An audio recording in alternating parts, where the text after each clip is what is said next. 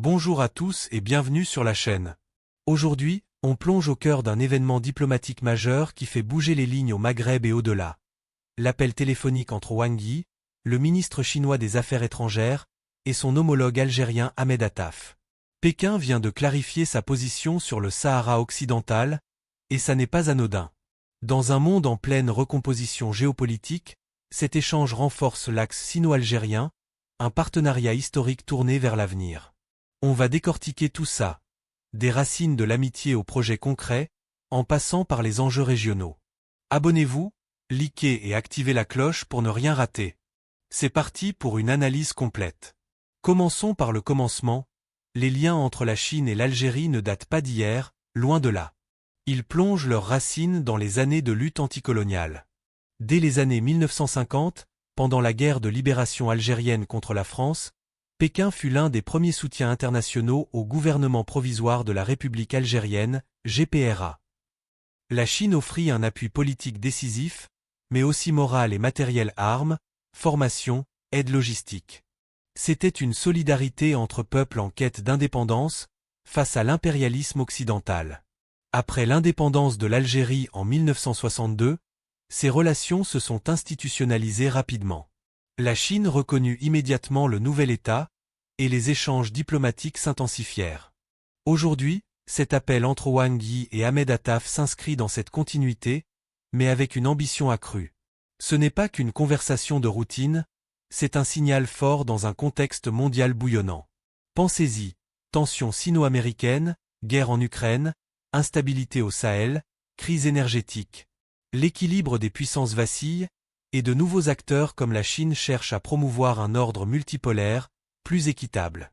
L'Algérie, puissance régionale en Afrique du Nord et membre influx de la Ligue arabe, devient un allié clé pour Pékin. Wang Yi l'a d'ailleurs souligné, sous la direction de Xi Jinping et d'Abdelmadjid Tebboune, les relations bilatérales progressent de façon stable et saine. Les deux leaders ont tracé la voie lors de sommets passés, et cet appel vise à concrétiser ces accords. Du côté algérien, Attaf a exprimé une grande estime pour la Chine, la qualifiant de partenaire stratégique et fiable.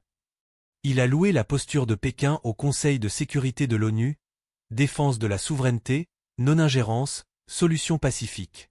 Ça colle parfaitement avec la diplomatie algérienne, ancrée dans le respect du droit international. Historiquement, la Chine a toujours soutenu les causes justes du Sud global, et l'Algérie en bénéficie.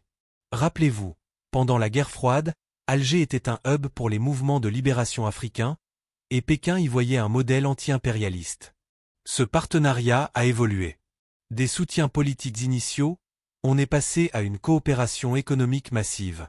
La Chine est aujourd'hui le premier fournisseur de l'Algérie, avec un commerce bilatéral dépassant les 10 milliards de dollars annuels. Mais au-delà des chiffres, c'est une complémentarité. L'Algérie offre des ressources, hydrocarbures, minerais, la Chine apporte expertise et capitaux. L'adhésion algérienne à l'initiative Ceinture et Route, BRI, en 2018 a accéléré ça. Des ports, autoroutes, logements sociaux, les entreprises chinoises sont partout. Wang Yi a insisté sur la mise en œuvre des consensus présidentiels. Tebboune et 11 ont signé un plan de coopération stratégique globale en 2023, couvrant 2024 à 2028. Objectif, diversifier l'économie algérienne, loin de la dépendance aux hydrocarbures. Pour la Chine, l'Algérie est une porte vers l'Afrique et la Méditerranée, un hub logistique idéal. Attaf a salué ça, mentionnant des projets phares comme le port de Cherchell ou les zones industrielles. Mais cet appel va plus loin, il prépare le terrain pour le deuxième sommet Chine-État arabe, prévu en 2025 en Chine. Wang y a vanté le rôle majeur de l'Algérie dans le monde arabe, une voix respectée.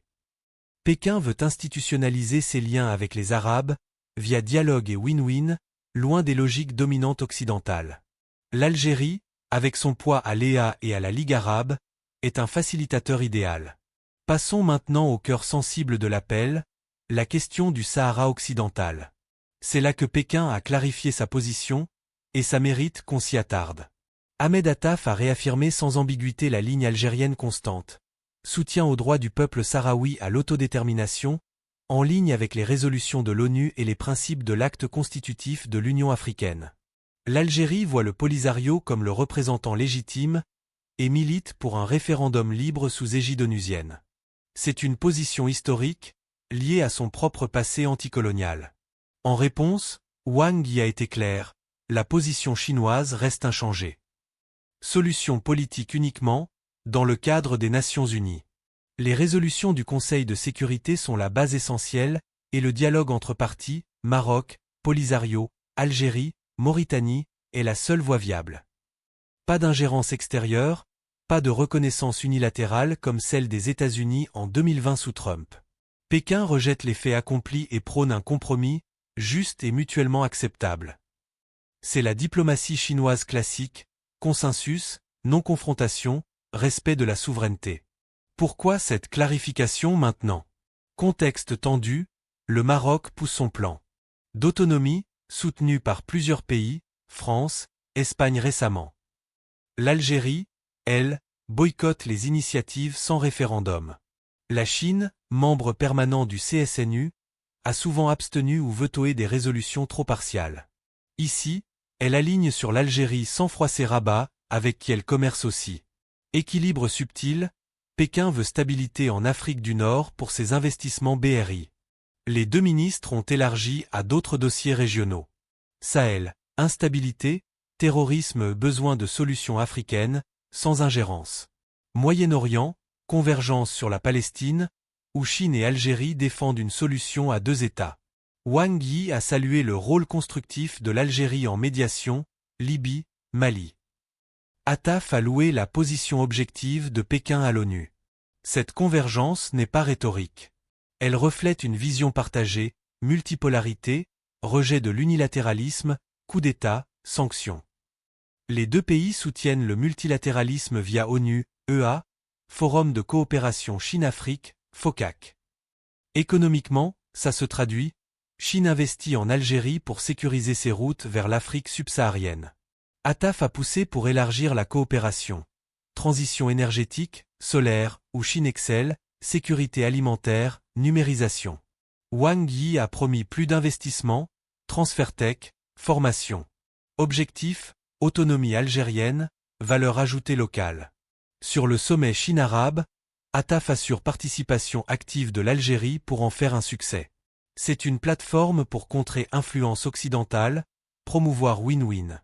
En bref, sur le Sahara, la Chine reste neutre mais pro-ONU, alignée avec Alger sur les principes. Ça renforce l'axe sino-algérien face aux pressions. Prochaine partie, les perspectives économiques et globales. Enfin, regardons vers l'avenir, cet appel ouvre des horizons concrets et ambitieux. Économiquement, la Chine est incontournable pour l'Algérie. Premier partenaire commercial, avec des échanges en hausse malgré la pandémie. Entreprises chinoises, CRCC, CSEC, bâtisse infrastructure, autoroute Est-Ouest, logement, millions d'unités, port comme El Hamdania. Dans l'énergie, projet solaire massif, exploitation gaz-pétrole. BRI booste tout, transfert tech, IDE, investissement direct étranger, en billions. Wang Yi a promis d'accélérer, soutien à la diversification algérienne, industrie, agriculture. Attaf vise secteur d'avenir, renouvelable, IA, santé, numérique. Algérie veut apprendre du modèle chinois, croissance rapide sans perdre souveraineté. Culturellement, les liens s'épaississent. Échanges universitaires, milliers d'étudiants algériens en Chine, médias conjoints, tourisme naissant. Institut Confucius en Algérie, festival culturel. Ça humanise le partenariat, au-delà des contrats. Globalement, Chine et Algérie partagent une vision, ordre mondial juste, anti-hégémonique. Soutien aux pays en développement, opposition aux sanctions unilatérales. Sur Ukraine, Palestine, Afrique, dialogue prioritaire. Cet appel, sous Tebboune 11, marque une phase globale, industrie, tech, éducation, culture.